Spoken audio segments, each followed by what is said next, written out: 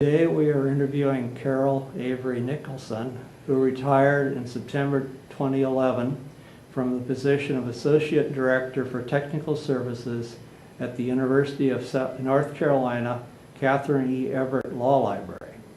Carol is currently the editor of the AELL Price Index for Legal Peer Publications.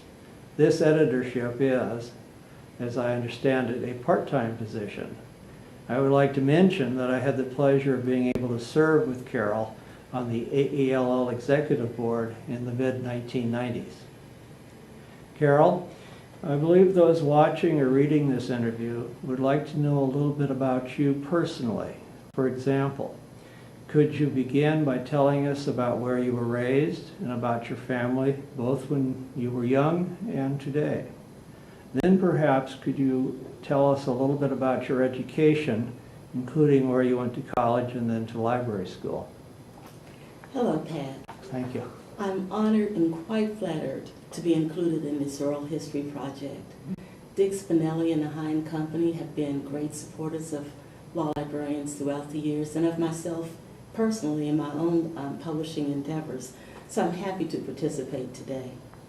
I was reared in a small college town, Montgomery, West Virginia, which is about 30 miles from the capital of West Virginia, which is Charleston. My parents owned a dry cleaning business, and they raised 4 children to go to college and be productive and useful members of society. As a teenager, my mother once told me that I was just like my father. Well, my father was a very quiet and reserved man. And as a teenager, I thought, no way, I would not want to be like Dad. But as time has gone by, I've come to realize that Mom was right. Dad was very active in his community and in his church. And he was, and to some extent, I've followed in his suit. He also was very active and a dedicated member of the Masonic Lodge and the Shriners International, and he achieved leadership positions in both of those organizations. So the activity that I've done in AALL has followed in a similar pattern. Unfortunately, my father passed away during my AALL presidency. My mom moved to Durham about 3 years ago, and at the age of 90, she still lives independently in a senior's apartment that's about 10 minutes from my home. My husband and I are the proud parents of 2 children. His daughter Felicia from a previous marriage, and her son, who's a junior in high school and a very good student. Our son, Ken, is now married and the father of our wonderful granddaughter, Nalia, who'll be 3 years old in a couple of months. My husband, my son, and my grandson are all named Kenneth, which gets a little confusing when our grandson, who is actually named after his own father, when he comes to visit. So then we have all these Kens and Kenneths. So it's a little confusing, but it's fun. When I graduated from high school, I had several colleges to choose from, and I wasn't quite sure what to do. I had a friend who lived across the street who had graduated the year before, and she went on to attend Hampton Institute. Well, she was a very smart person, and she was from a family of educators. And so I thought, well, if it was a good school for her, it would probably be a good school for me too. As it turns out, she was right. I went to Hampton Institute, which is now, as I said, Hampton University, on a full academic scholarship. I was fortunate to graduate in 3.5 years by going to summer school and doing other things. And again, I received a full scholarship to attend library school at the University of Michigan. You just mentioned that you attended library school at Michigan. Could you focus a little bit on how it was that you decided to become a law librarian? Did someone perhaps recruit you into the field, or did you find yourself drawn into it through some other means? Well, I've previously described myself as an accidental librarian, As a freshman in college with very limited financial resources, I went to financial aid and asked for more money, thinking that they would just increase my scholarship. Well, instead they told me that I needed to get a job, and they gave me a work-study position at the campus library. And I worked there throughout my undergraduate studies. As a senior history major with no clear plans for my future, I was wondering what to do when one of the reference librarians who supervised my work suggested that I go to library school. She also had a friend at the University of Michigan and advised me that that would be a good school to attend. While I was there at Michigan, I took a government documents course, and that's what first piqued my interest in law librarianship. Could you share with us a little about the positions you've held and the various experiences you've had while at the University of North Carolina, and perhaps before that as well, at Michigan or wherever? Mm-hmm. Well, after graduating from library school, I accepted the very first position that was offered to me, which happened to be as a Spanish cataloger at the main library at Duke University. After 2 years in that position, I was asked to become what they called then a multi-roller, along with another young librarian. So for the next 2 years or so, that meant that I worked part-time in cataloging and part-time in the reference department. Well, about that time I decided that I looked around and I realized that there were librarians who had worked at Duke my entire life. And I was getting a little bit too comfortable, and I didn't want to become one of them. So I decided that it was time for me to move on. I also didn't see very many opportunities to move up because it was such a large organization and there were so many people ahead of me. So with those things in mind, I left Duke and I soon began working at the main library at North Carolina Central University as the government documents librarian. It was in this position that I really felt the pull to become a law librarian. And so again, after a couple of years, an opportunity presented itself and I moved on to the law library at NCCU as the head of the 2-person cataloging department. I consider myself to be very fortunate to have had all of these different work experiences without ever having to move from whatever home I happened to be in at the time. My last move was to the University of North Carolina at Chapel Hill, and I stayed there for 29 years. I began as head of the cataloging department and was later promoted to be the head of technical services under the direction of Lolly Gasaway, one of AALL's premier law librarians. I was fortunate to learn from each librarian who supervised my work throughout my career. Some were excellent mentors, some were tough as nails, but I managed to learn something from each one, and they all helped to develop my career.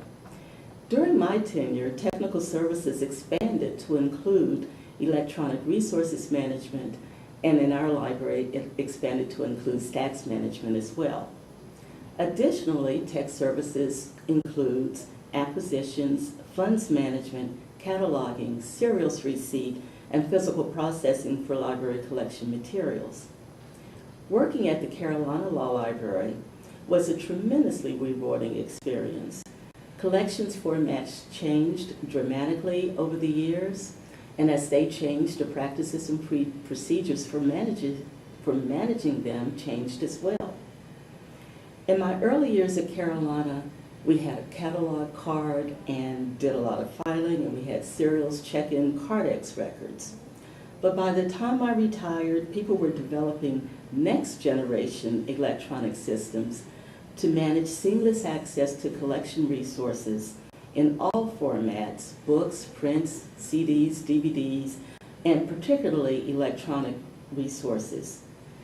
I learned to be very flexible and encourage creativity and innovation within the Tech Services Division so that we were always seeking excellence in service. In addition to my day-to-day duties at the law library, I was also encouraged and sometimes required to be active in university service. life was rarely dull for me, and I enjoyed many friendships and collegial acquaintances along the way. Carol, you have been a longtime leader in law librarianship and ALL and other organizations. Already we've mentioned your membership on the executive board, and you've mentioned your presidency, which are considerable achievements in their own right. But beyond those, you have served as co-director of one of AELL's major institutes for basic cataloging. You chaired the Minorities Committee, and more recently were a member of the Bylaws and Resolutions Committee, and other roles besides that. Could you tell us a little bit about some of these sorts of activities? I call them leadership because they truly are. One does what one has to, but you've done more than that. So could you talk a little bit about some of these other aspects of your work?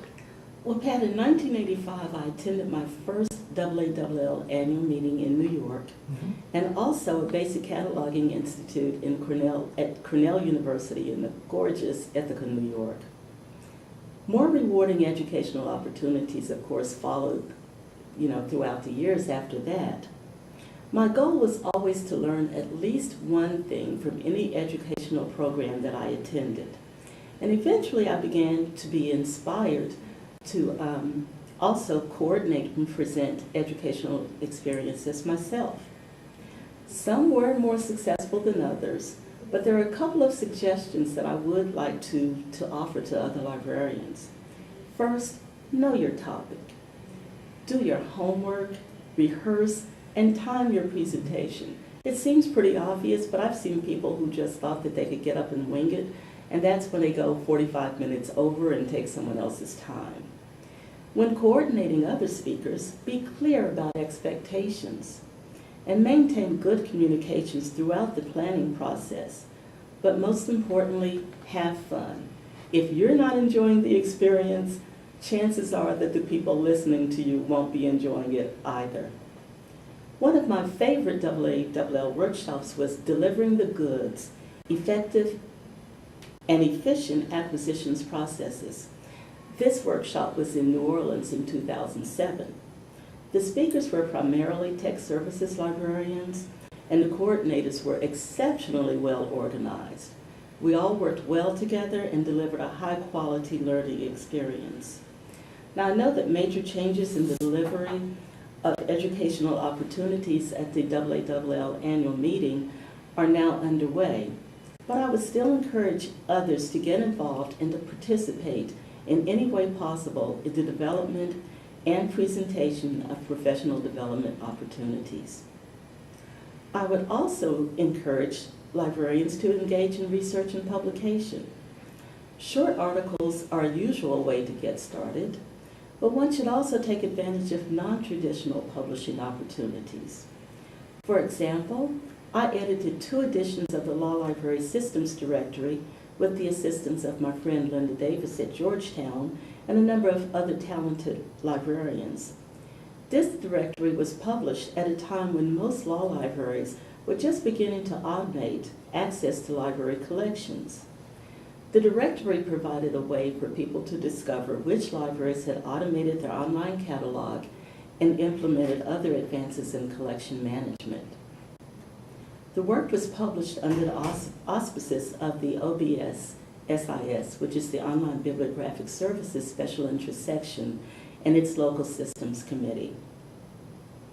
Later, I had the opportunity to work with another good friend, Ruth Hill, from Southern University. I have a really bad habit of putting my friends to work. If you're a friend of Carol's in AALL, eventually I will ask you to do something.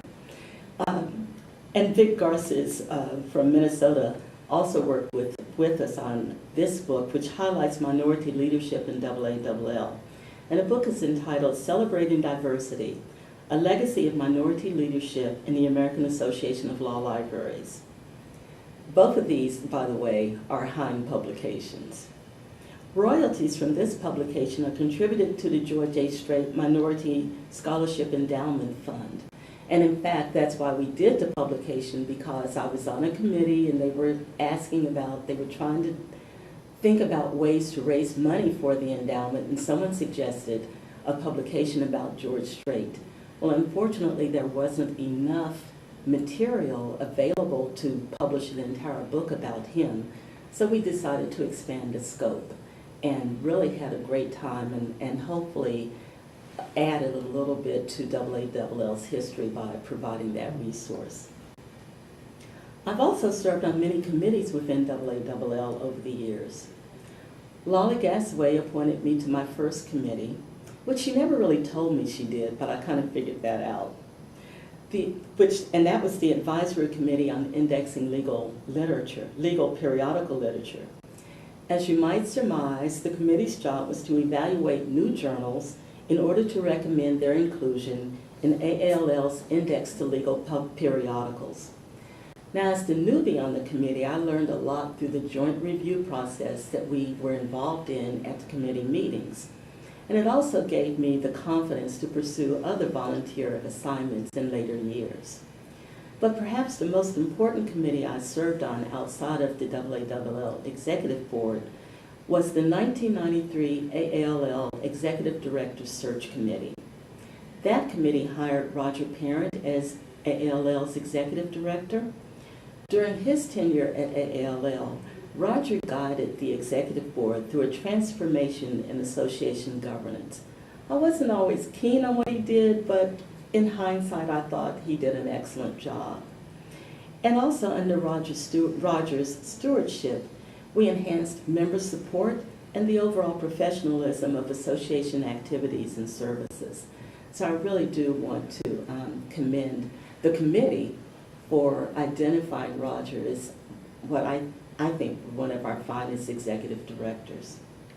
More recently, I enjoyed the camaraderie of serving on committees in the Technical Services Special Interest Section and the Southeastern Chapter of AALL. I enjoyed both the stimulation of contributing to the ideas and work of the committees and to the opportunity to member younger members of the association, especially as I knew I was nearing my own retirement. Now that I am retired, I'm excited to have the position of editor of AALL's Price Index for Legal Publications. Now, this is a part-time appointment, as you had mentioned before, but it affords me the opportunity to stay involved in AALL while I continue to contribute to the association in some small way. At the University of North Carolina at Chapel Hill, I achieved leadership positions and served on committees at the Law Library, Law School, and the university, the campus-wide level. Of course, my position required participation in campus-wide library committees because we had a shared integrated library system. But I also enjoyed serving on law school and university committees and organizations related to other issues. For instance, I served on the law school's Building and Grounds Committee for a couple of years, and I chaired its Records Retentions Committee. And I had the privilege of serving as president of the university's Association for Women Faculty and Professionals a few years ago. That gave me a different perspective on the university because I was interacting with people that were not librarians and were not law faculty, but they were professionals in other areas as well as women faculty. I also had the pleasure of serving on the North Carolina Serials Conference Planning Committee for nearly 20 years. Occasionally I served as co-chair of the committee, and sometimes I served as moderator for their day-and-a-half conference. Through this affiliation, I worked closely with tech services librarians who were related to serials in various ways throughout the state. And they were not just law libraries, it was from all types of libraries. This conference has gained an excellent reputation, and it draws librarians from several states in addition to North Carolina. I'm going to go a little bit off of what we discussed in advance of this interview, Sure. in that you mentioned a dear friend of many of us and a longtime colleague, George Strait. Mm-hmm. I had some interactions with him over the years, especially when we were both working in Washington, D.C. I remember George was the reference librarian at Harvard for a long time, and then when the law school, which was part of Antioch University, was founded, it was founded in Washington, D.C., rather than in Yellow Springs, Ohio, where the university is. And George was recruited to come down and become its first director, and basically had to build it from scratch. Yeah. And among other things, had to disabuse the co-deans of their idea that everything could be acquired on microfilm, and everyone would be just fine with that. Right. That was an early era.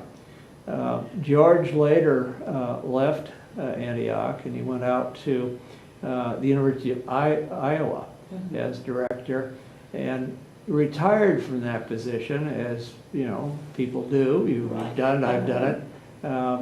Unlike many retirees, however, George wasn't done.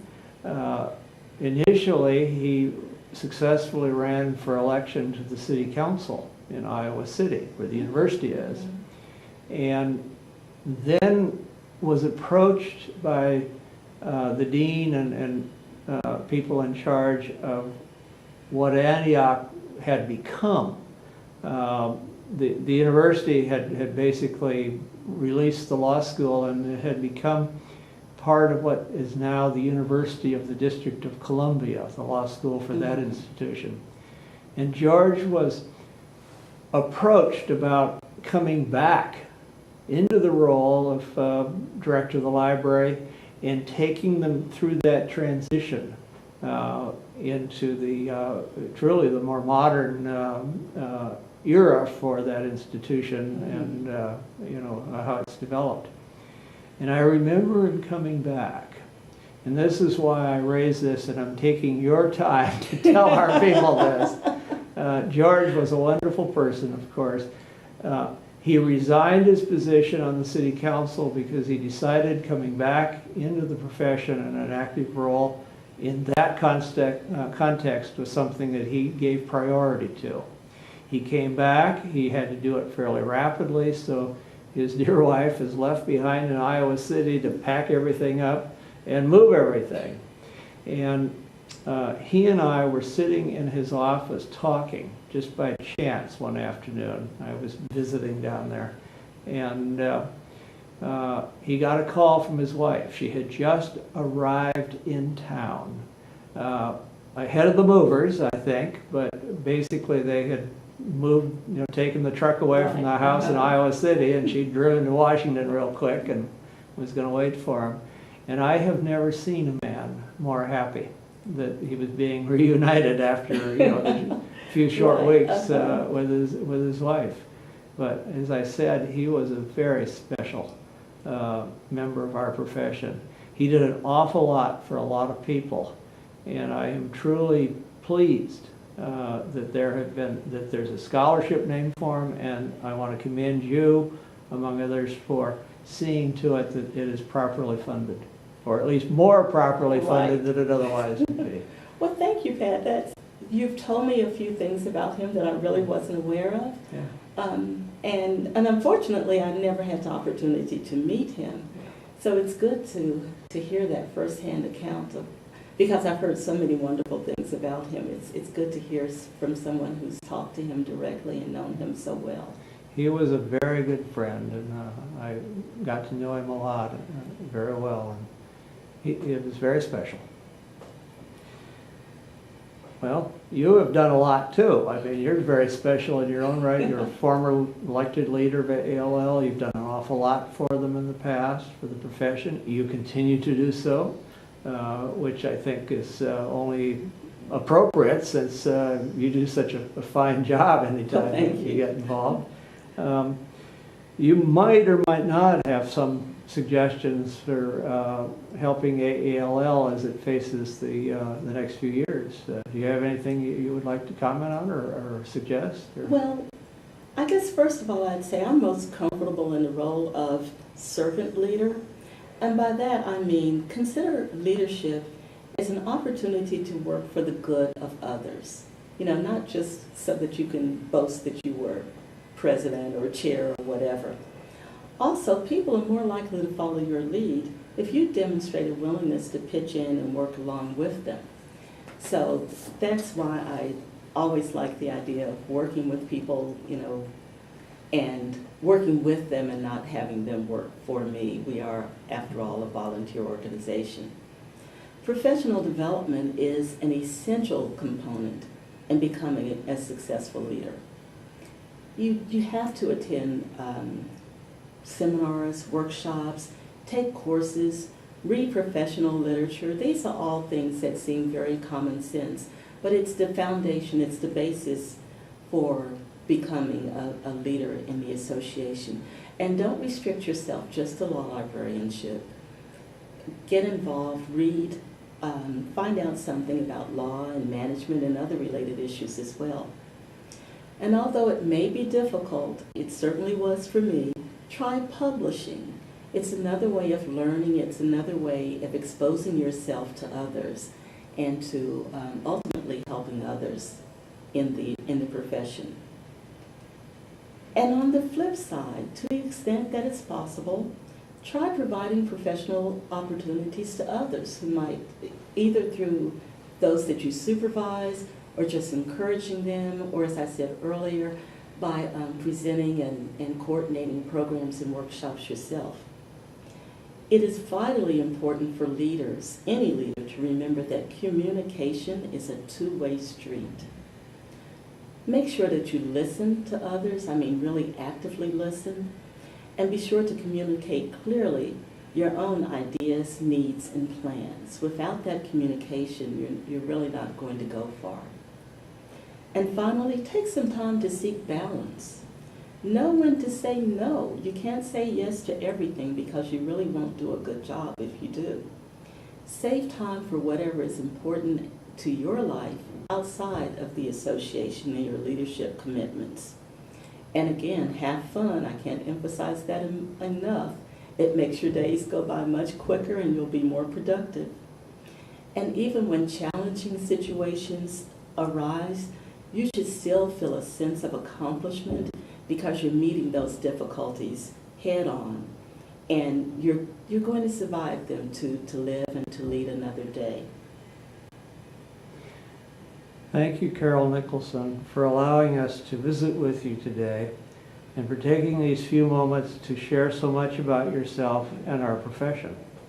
Before closing, however, is there anything else you would like to add before we conclude this interview?